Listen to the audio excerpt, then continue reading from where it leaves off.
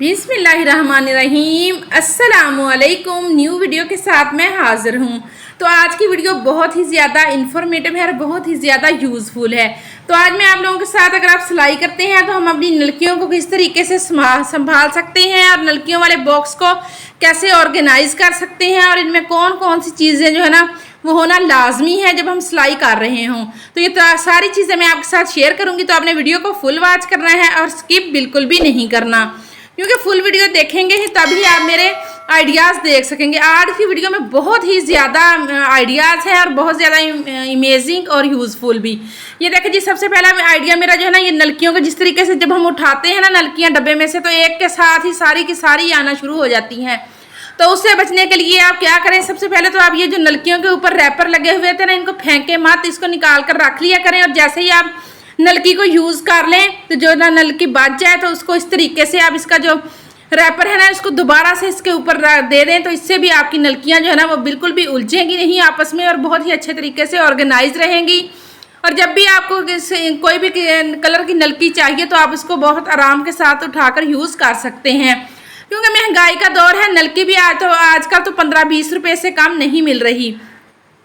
तो ये देखिए, ये भी बेस्ट आइडिया है। और अगर आप ऐसा नहीं कर सके, आपसे ये यानी कि कागज़ जो है वो गुम हो गया है, तो फिर आप क्या कर सकते हैं। ये देखिए जी, ये नलकी है, इसका कागज़ जो ऊपर वाला है ना वो गुम हो गया। तो इसको हम किस तरीके से ऑर्गेनाइज करेंगे, ये देखिए, ये इसका धागा है ना, इसको मैंने यहाँ पे क्लोज कर दिया है। और ये वाली अगर आपके पास टेप मौजूद है ये वाली, तो इसको आप थोड़ा सा हम इसका हिस्सा कट करेंगे और जहाँ पे हमने धागे को ख़त्म किया है उसके ऊपर हम इसको लगा देंगे। इससे भी बहुत ही ज़बरदस्त तरीके से हमारे धागे जो हैं वो अपनी जगह पर टिके रहेंगे और बिल्कुल भी दूसरी नलकियों के साथ उलझेंगे नहीं। क्योंकि अक्सर औकात ऐसे होता है कि नलकियां जो ना जब हम इकट्ठी रखते हैं तो उनके आपस में उलझ के उनके धागे बहुत ज़्यादा जो है ना ख़राब हो जाते हैं, जो कि फिर यूज़ करने में भी हमें बहुत ज़्यादा परेशानी होती है। तो ये देखिए जी, तो काली रिक्वेस्ट है कि वीडियो पर न्यू है, वीडियो पसंद है तो लाइक करें और चैनल को भी लाजमी सब्सक्राइब करें। तो ये देखिए जी, अगले एक और तरीका आपके साथ शेयर करती हूँ। ये देखिए जी, ये हमारे पास नलकी है, तो जब आपने इसका धागा बंद करना है तो इस तरीके से आप धागे के ऊपर बल दे दिया करें। ये देखिए, इस तरीके से नलकी के ऊपर ही। तो इससे भी क्या होगा कि क्योंकि हमने इसके ऊपर बल डाला हुआ होगा, गिरा सी बन जाएगी, जिससे क्या होगा कि इसका धागा मजीद नहीं खुलेगा। और जब भी हमें धागे की ज़रूरत होगी तो हम बहुत अच्छे तरीके से इसको यूज़ कर सकेंगे और बिल्कुल भी हमारा धागा जो है वो ज़ाया नहीं होगा। ये देखिए जी, क्योंकि जब हम कपड़े सिलाई करते हैं तो हमें बहुत सी नलकियां लेके आनी पड़ती हैं। तो अगर हम आधी आधी नलकियों को ज़ाया कर दें तो वो फिर अच्छी बात नहीं है। तो ये देखिए जी, अगला तरीका मैं आपके साथ शेयर कर रही हूँ। ये मेरे पास नलकी जो ख़त्म हो गई है ना, उसका नीचे वाला हिस्सा है जो कि नलकी के नीचे यानी कि धागे के नीचे होता है। तो इसको मैं क्या करूँगी कि इसको हम कट कर लेंगे। ये देखिए, तकरीबन 3 से 4 हिस्सों में।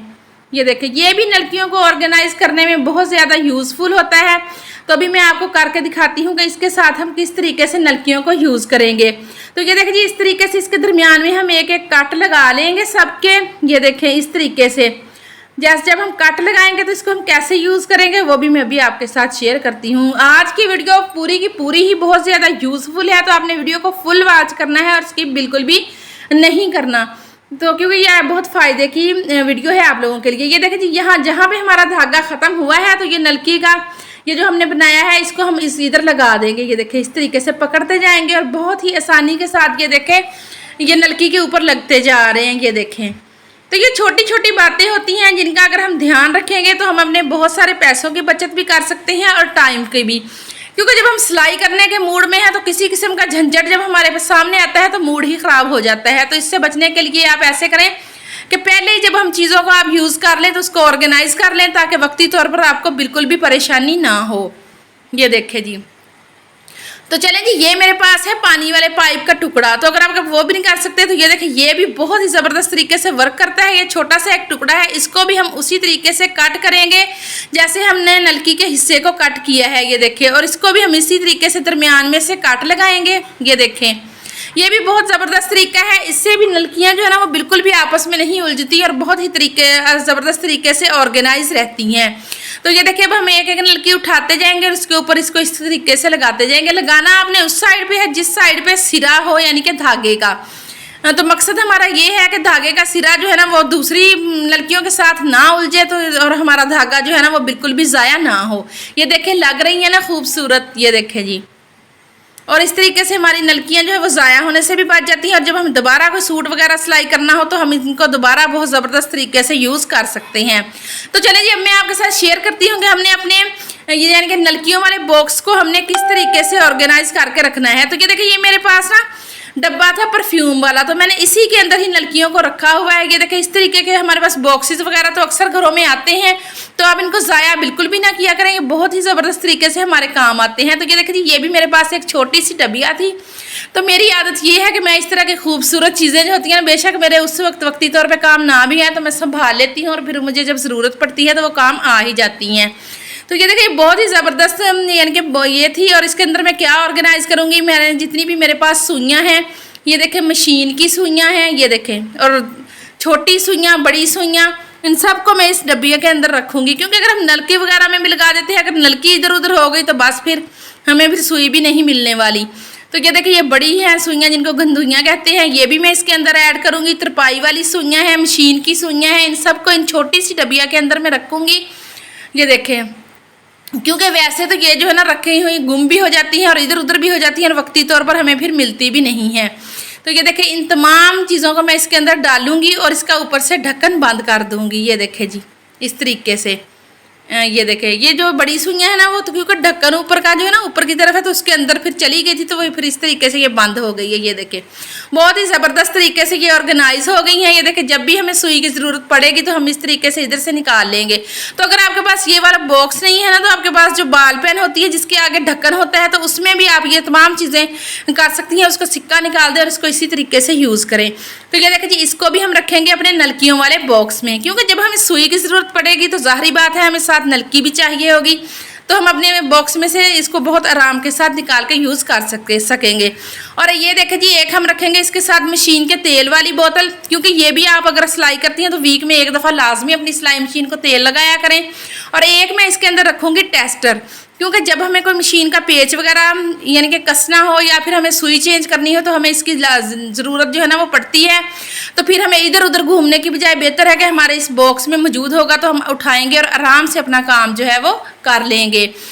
तो ये देखिए जी, नेक्स्ट टिप मेरी जो है ना ये है कैंची को लेकर। अगर आपकी कैंची पे भी जंग लगा हुआ है कटिंग वगैरह करने की वजह से, तो आपने क्या करना है कि कोलगेट टूथपेस्ट थोड़ा सा लगा के, तो खाली गोलियों वाला रैपर जो है ना, इसको आपने बहुत अच्छे तरीके से इसके ऊपर रगड़ना है। उसको रगड़ने से आप खुद देखेंगे कि कितने अच्छे तरीके से आपकी कैंची का जंग जो है ना वो उतर जाएगा। ये देखिए, मैं आपको दिखाने की कोशिश कर रही हूँ उस रैपर के ऊपर कि कितनी ज़्यादा मैल जो है ना वो उतरी है और जंग उतरा है कैंची के ऊपर से। ये देखें, अब आप क्या करेंगे, एक कपड़े के साथ इसको साफ कर दें, और ये देखें कितने अच्छे तरीके से कैंची का जंग साफ हो चुका है। तो ये देखें जी, तो मुझे उम्मीद है कि आज की पूरी वीडियो ही आपको बहुत ज़्यादा पसंद आई होगी, और पसंद आए तो हमने लाइक लाजमी करना है वीडियो को। तो इस काम में कंजूसी ना किया करें।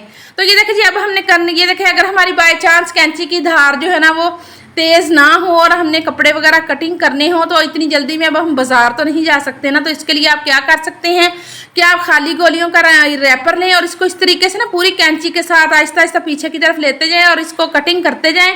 तो इससे क्या होगा कि आपकी कैंची की धार तेज़ हो जाएगी और ये बहुत ही अच्छे तरीके से वर्क करेगी और कपड़ों की बहुत अच्छे तरीके से कटिंग करेगी। क्योंकि अगर सिलाई कढ़ाई का काम करना हो तो फिर आप अपने औजार जो है ना उनको भी संभाल कर रखें और बहुत अच्छे तरीके से रखें, ताकि आपको जब भी ज़रूरत पड़े तो आप इनको यूज़ कर सकें और बहुत ज़्यादा परेशानी से बच सकें। तो ये देखें जी, आगे मैं अगली टिप में आपको दे रही हूँ मशीन के बारे में। अगर आप सिलाई करते हैं तो इन छोटी छोटी चीज़ों को आपको लाजमी पता होना चाहिए। तो ये देखिए, अगर आपकी सुई टाप कर रही हो तो फिर आपने सुई को यानी कि इसका ये जो पेच सा लगा हुआ है ना, इसको आपने खोल के या नीचे करके चेक करना है सिलाई लगा के, तो आपकी सिलाई ठीक हो जाएगी। अगर वैसे नहीं तो आपने सुई को थोड़ा सा ऊपर करके इसका पेच कसना है। उससे क्या होगा कि उससे भी आपकी सिलाई जो है ना वो बेस्ट हो जाएगी, अगर आपकी मशीन टाप करती है तो। अगर आपकी मशीन दाना बांधती है जब आप टांका लगाते हैं, तो फिर आपने क्या करना है वो भी मैं अभी आपको बताती हूँ। तो अगर आपकी मशीन टांका में यानी कि दाना बना दी है, तो फिर यहाँ पे इसके जो ये वाला पेच है ना, आपने इसको कस लेना है। अगर कसने से ठीक ना हो तो इसको आपने थोड़ा सा ढीला कर लेना है, क्योंकि इन छोटी छोटी वजूहात की बिना पर ही मशीन जो है ना उसकी कारकर्दगी ख़राब होती है। तो अब मैं आपके साथ टिप शेयर करूंगी कि अगर आपकी नज़र कमज़ोर है और आपको मशीन में धागा डालना बहुत ज़्यादा मुश्किल लगता है, तो आप क्या करेंगे, ये वाला तरीका करें। ये बहुत ज़बरदस्त तरीका है, इसके साथ आप बहुत अच्छे तरीके से अपनी मशीन के अंदर धागा डाल सकते हैं। तो ये देखिए, एक कागज़ लेंगे, कागज़ के हम बिल्कुल इसको सिरे में ले जाएंगे धागे को, और इसकी इस तरीके से यानी कि नोक की शक्ल में हम इसकी कटिंग करेंगे कैंची के साथ। ये देखें, ये थोड़ा सा मोटा था तो फिर मैंने इसकी ना थोड़ी सी और कटिंग की थी, क्योंकि इतना अगर मोटा होगा तो उससे भी हमारा धागा मशीन के अंदर अच्छे तरीके से नहीं जाएगा। तो ये देखिए, अभी आपके सामने मैं डाल के दिखाती हूँ। बहुत ज़बरदस्त तरीके से धागा जो है ना वो मशीन के अंदर डाल जाता है। ये देखें, पहली दफ़ा डाल तो गया था लेकिन मेरे हाथ में मोबाइल था तो वो मुझसे पकड़ा नहीं गया। ये देखें, तो मैं आपको दोबारा डाल के दिखाती हूँ। ये देखें, बहुत आसानी के साथ धागा जो है ना वो मशीन के अंदर चला जाता है। ये देखें, चला गया ना। तो अब आप कागज़ को हटा दें और ये देखें जी, आपकी मशीन रेडी है सिलाई करने के लिए। तो ये देखिए, इनमें से आपको कोई सी भी टिप पसंद आ रही है तो आपने वीडियो को लाइक फिर लाजमी कर देना है। तो ये देखिए जी, मानसून का मौसम हो या किसी भी मसले की बिना पर आपकी नलकियां गीली हो जाती हैं या इनमें नमी आ जाती है, तो उनको आप कैसे दूर कर सकते हैं।